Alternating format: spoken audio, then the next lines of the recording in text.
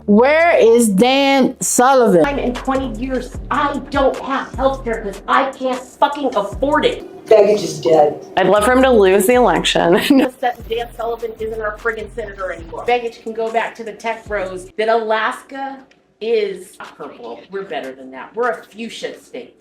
Hello. So today we are talking about something real that affects our community here in Alaska.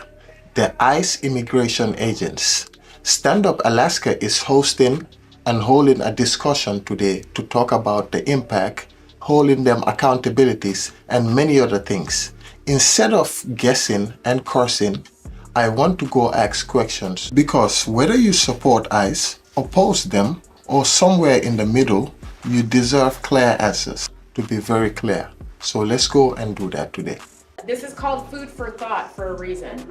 We're going to gather together people in specific neighborhoods, talk about what's happening in those neighborhoods, talk about the issues that are facing those neighborhoods, create a list of demands, find out who can solve those issues, and put it to them. Because it's time to hold our leaders accountable, right? Neighborhood block by block if we have to.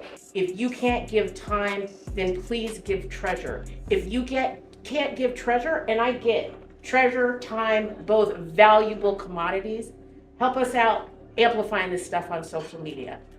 It takes 10 minutes every morning to get up and look at whatever social media platform you're on, just about except. We are starting to get national attention to a lot of our information because people are starting to realize what we have been saying for the last 3 years, that Alaska is not purple. We're better than that. We're a fuchsia state, right? And the things that drive us up here is not so much Republican, blue, Democrat. It's the issues. It's the fact that for the first time in 20 years, I don't have healthcare because I can't fucking afford it. I was paying $500 a month. They want me to pay $2,400 a month for healthcare.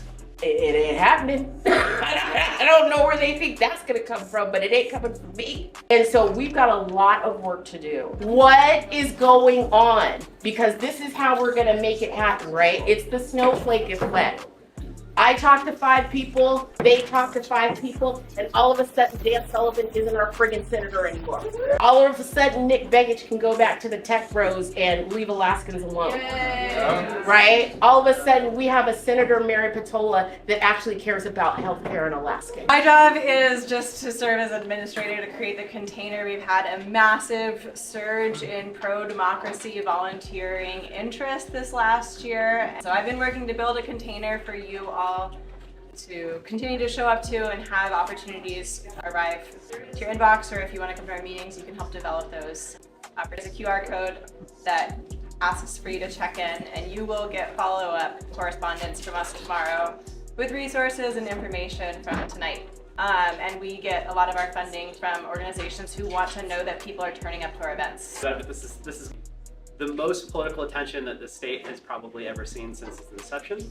The Sullivan Patola is going to have more money and door knocking and flyers and mailbox stuff and people just everywhere doing stuff. And what we're hoping to do with this program is cut through the noise and increase the signal ratio by talking to people that everybody already knows. You know, we're doing right, but spread out systematically across those neighborhoods, because those neighborhoods are going to have the chance to probably change the control of the Senate. And if the whole world is going to look at Anchorage and say these are the 3 most important neighborhoods basically on the planet, you might be able to prevent a war in Greenland or Venezuela. Let's make a list of demands and get some shit back for the people that live there, right? Next, let's look at the Boys and Club in Mountain View. Let's fix some things and get the candidates that are running on the record talking about the stuff, so that, and then hold them to account after they get elected. So we got to win, but then we got to do more things after we win. And that's what the program's about. It's called the Neighborhood Anchor Program. You'll probably see a lot of people like Mike running around. We're doing things like Little Bays in Mountain View. We're going to be at Van's Dive Bar. We have the Paradise Club at Bernie's Bungalow Lounge. We're trying to bring in music and art and comedy and poetry and all kinds of things to get people to have an excuse to gather that isn't just driven by rage and sort of need. We could do that, but it's not sustainable for a whole year. So we've got 11 months to go. That's my spiel. I'm Ryan. If you have any questions, find me. I've got my name tag on. Some information about ICE. They're super easy. Just write 5 words. If you want to write more, you can. Just write 5 words about the importance of solving hunger, preventing hunger, and don't mail them. Like, I'll just send them all back to Maison, and then they send them all on the same day. They're trying to get 47,000, one for every 1,000 people in this country that is short on hunger. Teaming with Duke and Marie Russell, who many of you might have heard about with their fighting hunger for houseless people. So we had a assembly line on a couple tables where people were putting together sandwiches and putting everything into sack lunches. And then Davia and Jane and Bill, them down to the prison control house safety place. Is there some place where people were hungry? Yes. Yes. We have, his presentation will also be being played in the room where the food is, so that everybody can hear much or as little as they want. And we will definitely capture notes from his presentation. I won't have you here if you're an immigrant.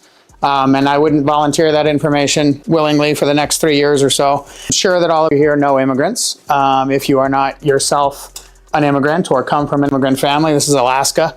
We have a huge immigrant there, as many of you know.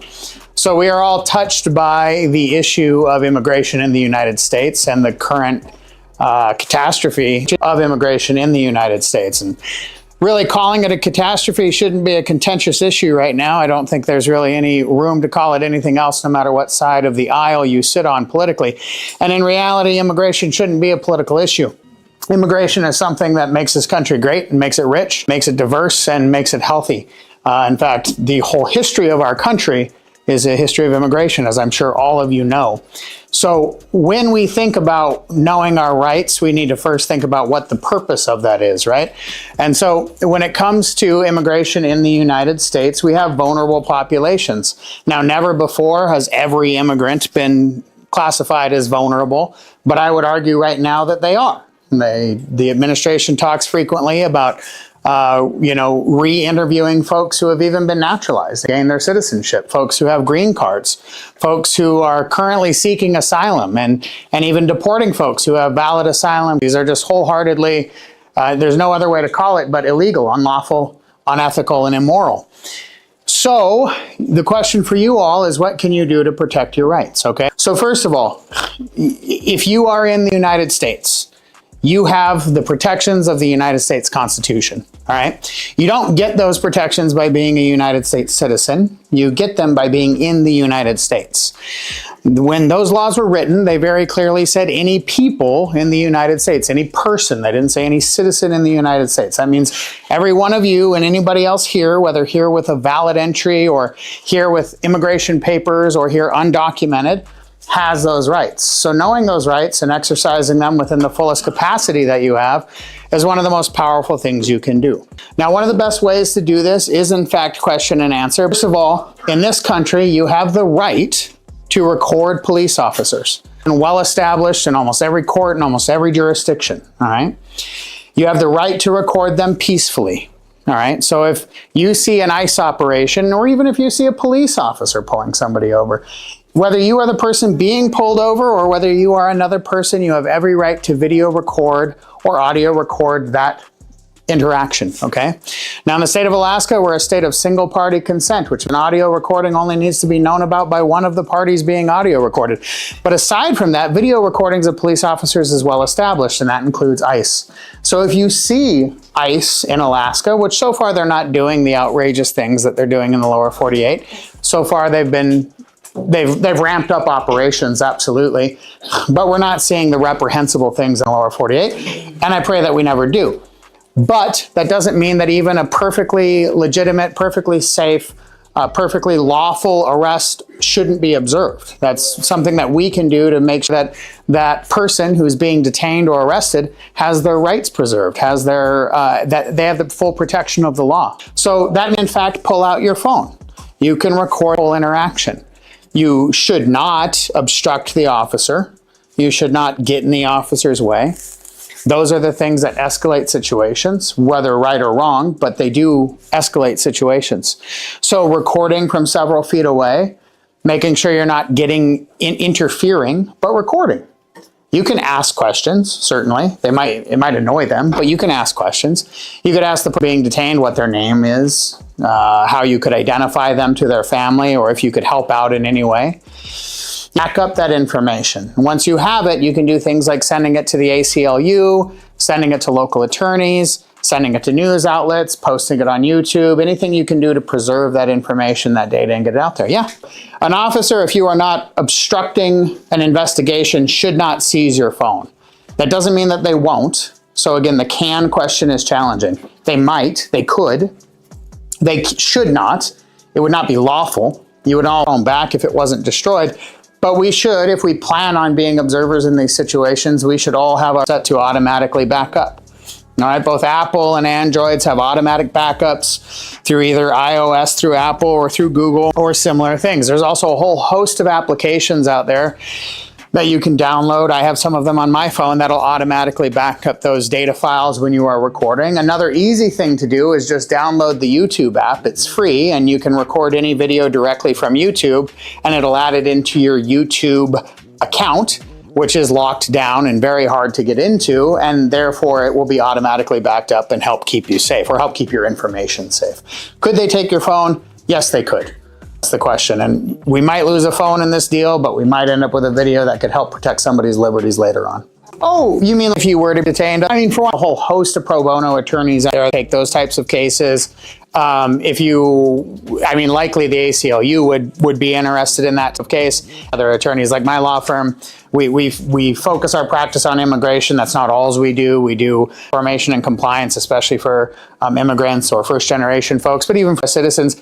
But we also do other types of civil and even criminal work. So that you could find an attorney that could take pro bono work is pretty high. Like my office is a good example of that. We take a lot of pro work when we have the capacity for it. Many other attorneys out there do that. And there's many nonprofits that do that as well through attorneys that receive stipends through grant funding or who are volunteering their time in its entirety.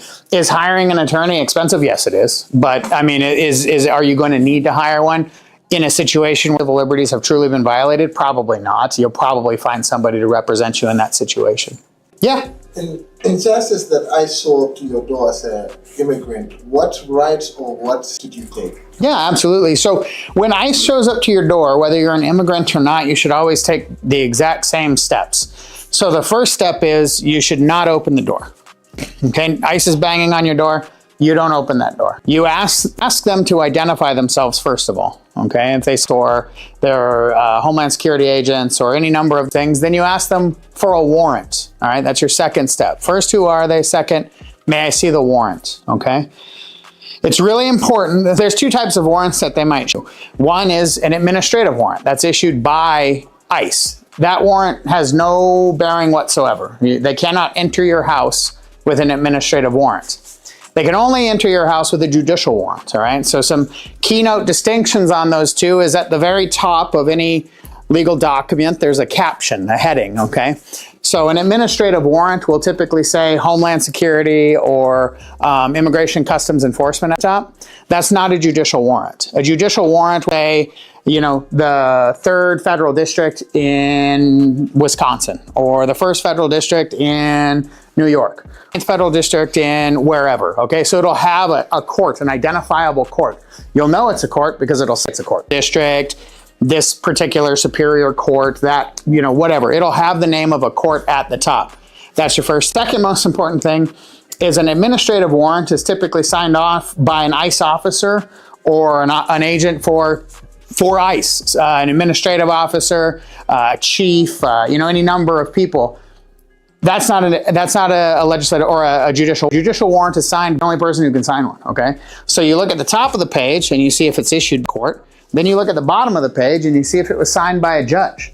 There will be a signature section at the bottom of every warrant, and it'll have the person signing it. You need both their actual signature, and then below that will be their name and title. So you want to see their full name and then their title, which will be something like magistrate for the 3rd Judicial District or judge for the 9th Federal Court, whatever it happens to be. If they show you a document and it says it's from a courthouse, but it's signed on the bottom that is not a legitimate warrant. They cannot enter your house. If they show you a document, it's been signed at the bottom, but at the top it says, you know, Department of Homeland Security, that is not a judicial warrant. They cannot enter your house. A couple other really key components on there. They have to have the exact location. So if they get your house off by one number, they don't get to come in. All right. They play those games often. They'll say, hey, this warrant is for 1212 Tulip. And you're going to say, that's great. This is 1213 Tulip. So I'm not letting you in. Okay. You can go next door to my neighbors and bug them. They also have to have what they're going to be searching. So they have to have the person that they're searching for, as well as what all they're allowed to search. A judicial warrant that says they can search the house for Asa Homan, it's going to say a time, place, and areas. So it might say 9 a.m. to 9 p.m. Monday through Friday. If they come on the weekend, that's not valid, okay? It might say the house of. That means they don't get to search the garage. They don't get to search the backyard. They don't get to search the shed, okay? So you want to see exactly what they're looking for. Everything on it has to be spelt correctly. The addresses, the names, every component of it has to be correct and accurate. Otherwise, it's not valid. And that's why you want to see the warrant, okay? But they're going to say, yeah, just open the door and I'll give it to you. We're not going to do that, okay? As soon as you open the door, they shove their boot in the door and you don't continue to let them open the door, then they're going to start to say things like you're resisting and they're going to start to do fun games, all right? We've seen recently where those things end up. So don't give opportunity. You keep that door shut. You tell them to either slide it under the door or they can hold it up to a window, all right? You get to read it. You have the full time to read it. You have a reasonable time to read it. If they flash that up there and then pull it back down, that's not good enough, okay? If they have a valid warrant for your residence or for your work site or anything, and it's signed by a judge, then they have a lawful right to enter that premises to try and apprehend that individual. And there's nothing you can do about that. And stopping from there would be, in fact, getting in the way of a legitimate investigation, okay? And typically when they have signed warrants, they're typically looking for more targeted, okay? Those are going to be typically issued for people who have pretty harsh criminal records.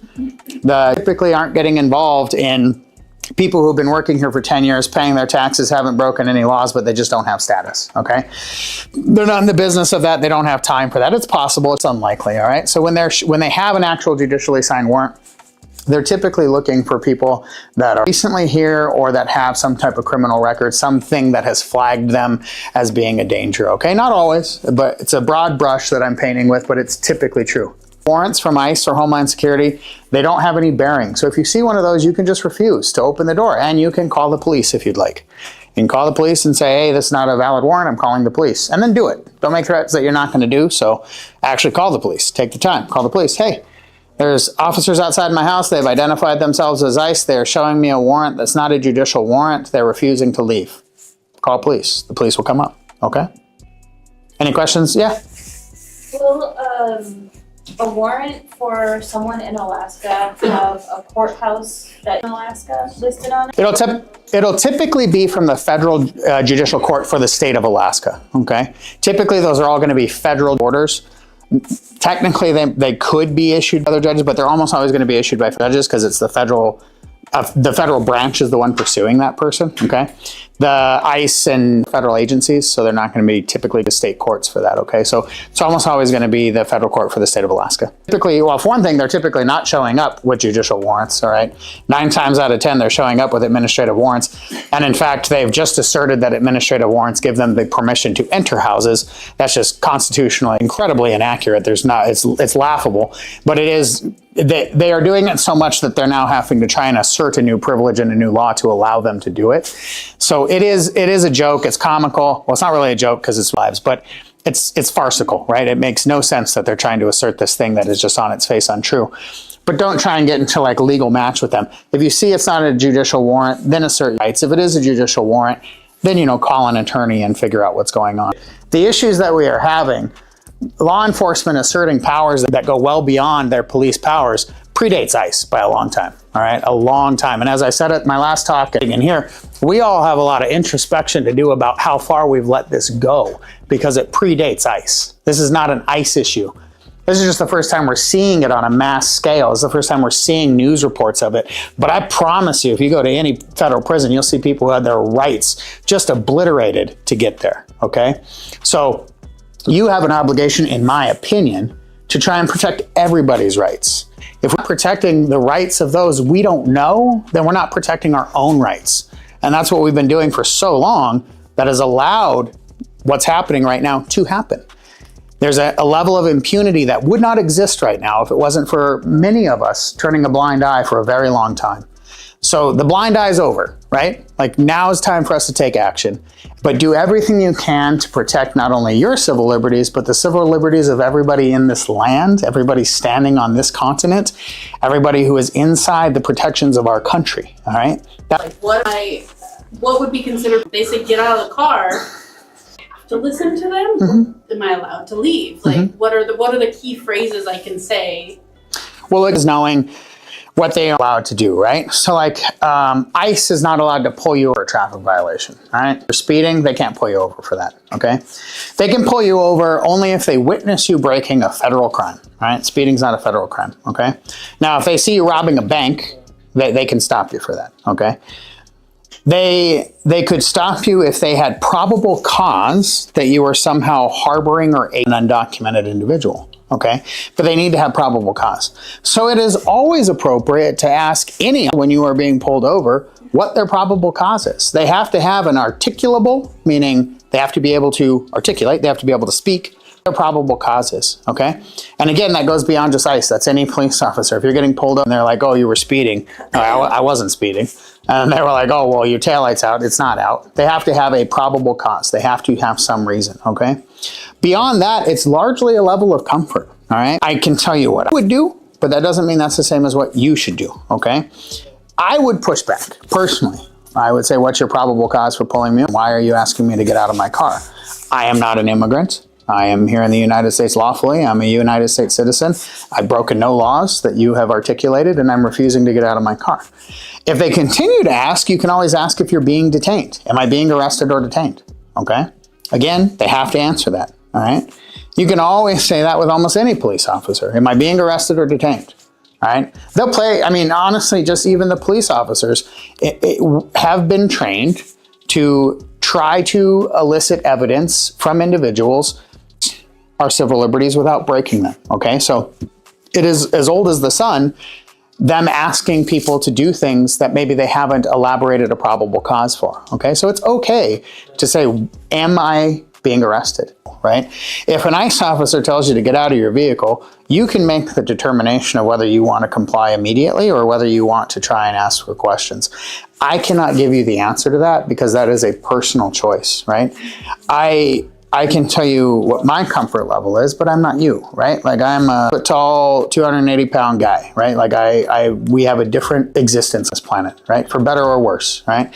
So the situation is that you have to do what feels right to you in the situation. And if you want to ask questions and push back, the law is on your side. That doesn't mean that that's not going to keep them from dragging you out of your car. Can you talk a little bit, I know that anywhere within 100 miles, I think, border area, ICE has additional things that they can do to you that they can't do supposedly internal to the United States. And a coastal area counts as the border. So we are within 100 miles or 50 miles or whatever they say it is. The radius between a border port largely has with Customs and Border Patrol. Okay, so what you mainly get into is not just ICE operations, but customs operations. Okay, so Customs and Border Patrol also has a police power similar to ICE.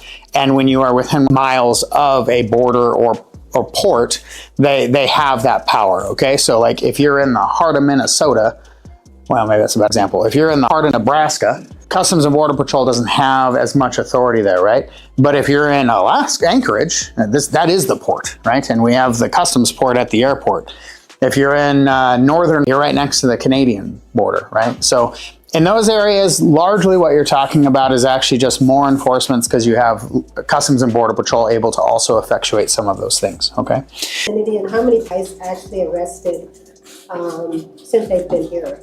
This is my first meeting of this sort, and ICE, I mean, I don't like a daily tracker of how many people ICE have arrested. I can tell you, there was just a news article about this the other day. I can tell you that year over year, ICE's arrests in Alaska have gone up exponentially from like, I think 11 or 13 arrests the year preceding Trump to, I think, 93 this year, or 98, like that. So they are astronomically, but comparative to the lower 48, they're still much smaller, and we should all do our absolute best to try and keep it that way. My biggest, I see very few my color. I've been driving being black for a long time, so I know it can stop you or anything. You just be in the wrong place at the wrong time. But my biggest concern is we have a generation of kids out there that know nothing about talking to de-escalate situations. Yep.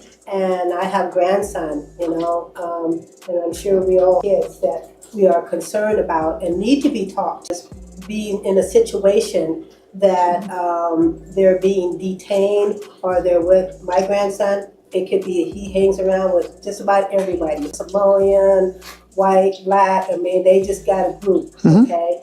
And so I know how issues can escalate with that age group. Yep. And, being in the last year or so, we've seen one middle-aged Caucasian woman and one middle-aged white. So this thing has been going on for a long time. I drive scared all the time. A lot of times when I see cops, 2 or 3 or 4, stopping one person, I do pull over to the side. I do bring my camera out because why is it one kid out there and you've got 3 or 4 cop cars? Isn't there better something else for someone to do? But we see it all the time. So Much anywhere, anytime, right?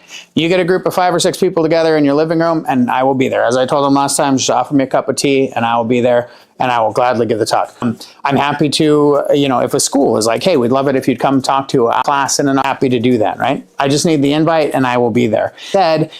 Teenagers are already pissed off at the world, right? They run hot, right? That's cool. I love that. That's we all were there. Some of us haven't grown out of it yet, okay?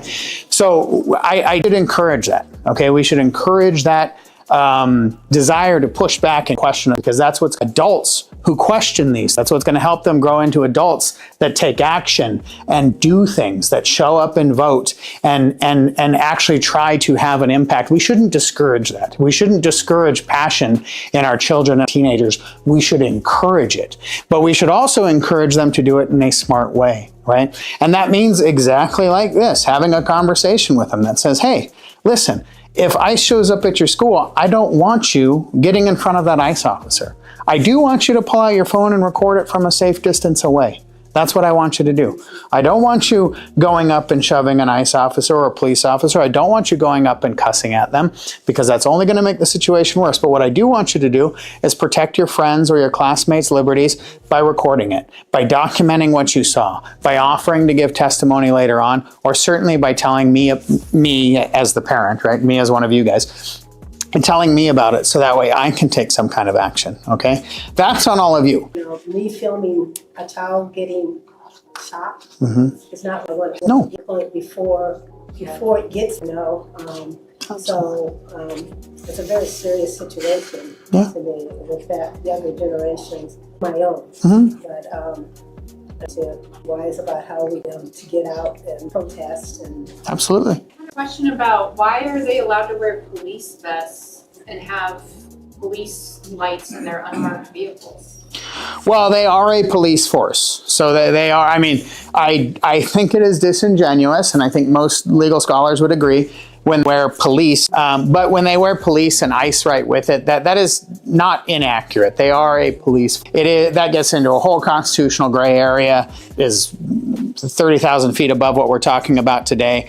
But they are a police force. We have given, in the same way that FBI can wear similar things, we, not anybody in this room, but the universal we, which is everybody in this room, who are people and passes laws because our own in this world that is incredibly safe, has given them the authority to do some of that. So they are allowed to do that. What I'd be way more concerned with is them hiding their faces. That is something that has never been done by police officers, and something that we should absolutely not accept from them, and something that all of us can do by contacting our legislators and saying, hey, in addition to defunding these incredibly hostile programs, you should also make sure that they take their masks off, because it gives them a further level of impunity, right? They're also not doing a great job identifying themselves. Any police officer who's a trained police officer would tell you that if a person asks for your badge number, you have to give it, no matter what's going on in that situation, right? You have to identify yourself. And they're not doing that. And that's another thing that we should be pushing back on more than the average person is doing, because the average person is just upset and they are just posting on social media, and that's not enough. We need to do more. We need to let people know that there are repercussions when they turn a blind eye to things that we as a community, all of us, with some very, very, very far outliers, but the vast majority of us agree are wrong. If any officer of the law shows up to your house, whether it's about immigration or anything else, I wouldn't let them into my house without a warrant. I don't even, if they're asking for a cup of sugar, I'm gonna ask for a warrant, all right?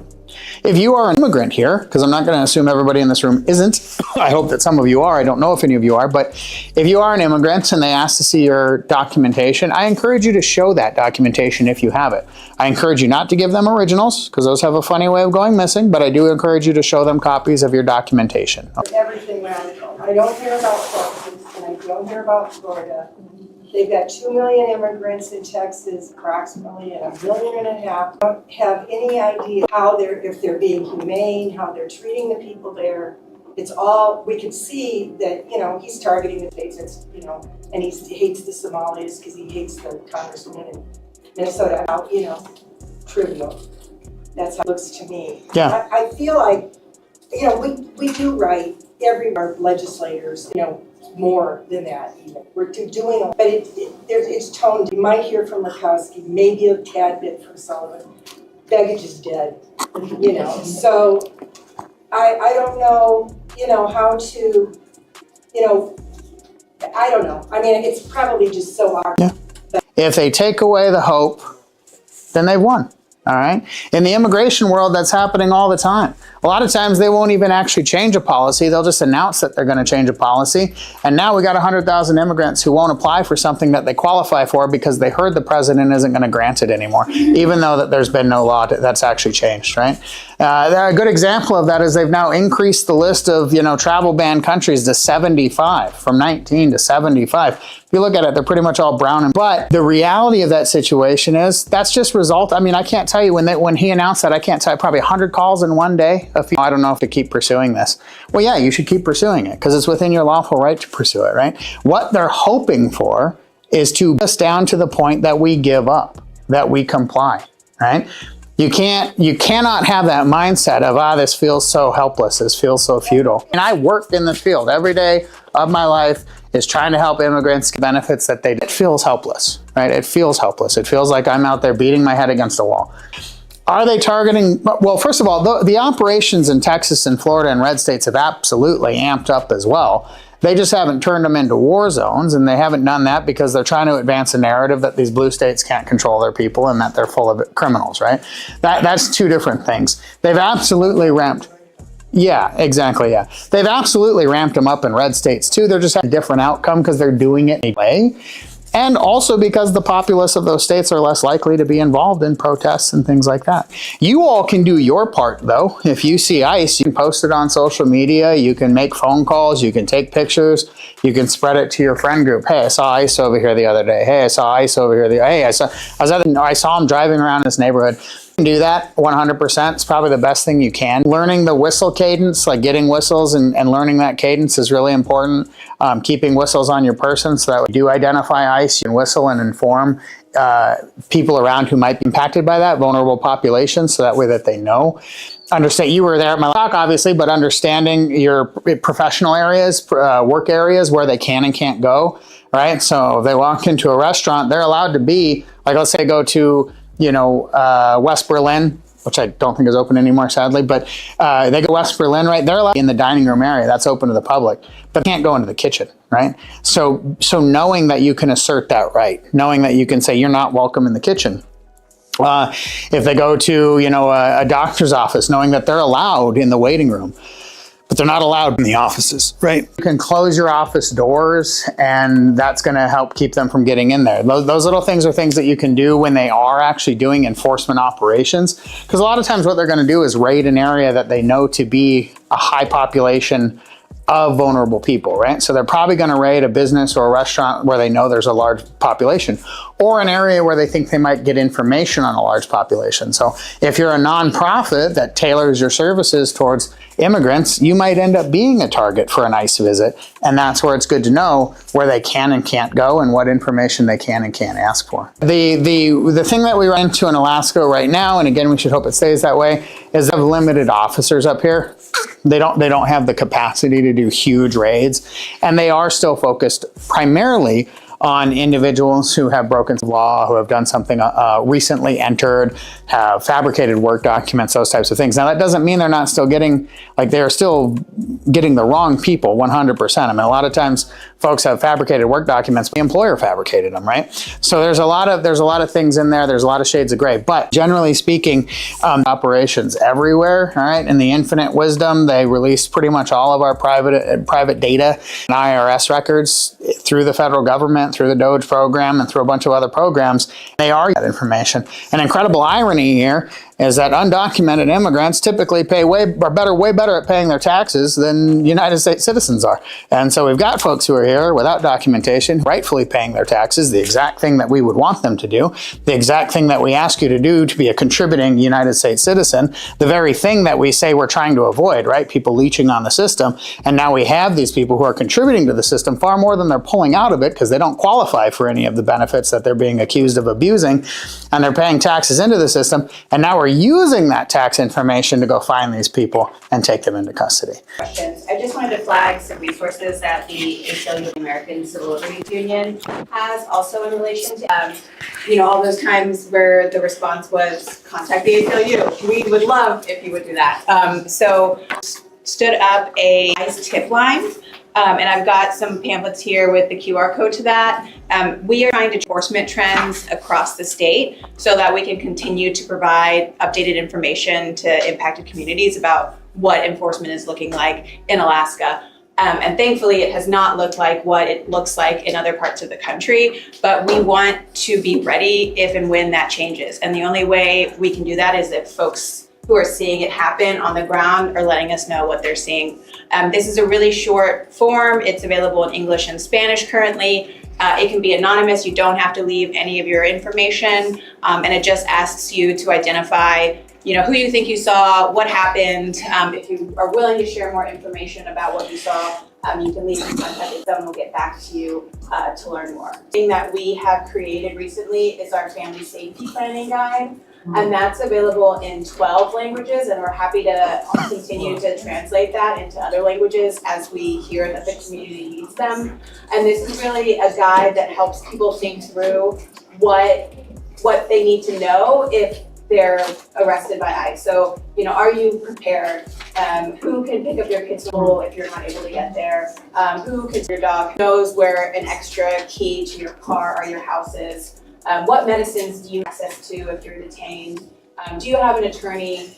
Things of that nature. And so it really helps you think through what you might want to gather, what documents you might want to gather, what information you might want to have easily accessible access to if you're not able to get to it. And it's really helpful just because it's a very scary thing to think about, being arrested and being detained, and some of those small things that you might not automatically think of. They're just all listed there, and there's a series of annexes to that guide that have spaces for you to fill out all the information. There's really nothing you can do in the moment when your rights are being violated. The recourse comes after, and that's groups like the American Civil Liberties Union is trying to help do, is to remedy and to create case law and to create rulings that push policymakers to stop those violations once we start seeing them occur. But if they do occur, let us know. If you do get the chance, we have a little display for Dan Sullivan that you may want to check out. So, just saying, you might really like that. Where is Dan Sullivan? Have you seen him? Cause he's not standing up for Alaskans. Wait, where you at, Dan? Cause Waldo, where he at? Is he in Jupiter? Is he still in Georgetown? Maybe he at the reparations meeting because he is not here representing Anchorage. So when you find him, let him know. Stand up for housing, stand up for health care, stand up for what you said you would run for, because we elected you. And just like we elected you, we can elect somebody else. And I said it, and I'm gonna stand on it. He's missing. What things would you like him to get onto immediately? Housing. I don't want anybody to freeze to death in ridiculous. I want people to not get shot in the face. I want people to be able to walk down the street and not be afraid to get deported and picked up by ICE. I want banned books back on the shelves. I want to be able to walk down the street in peace.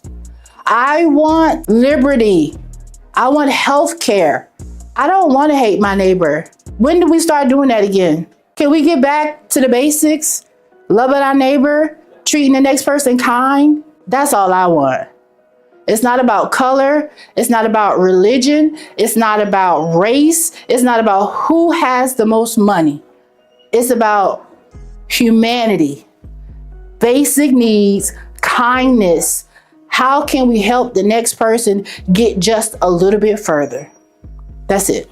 Hello. I would like to tell U.S. Senator Dan Sullivan that as a veteran and a lawyer, he should know better than to be letting our government violating our constitutional rights.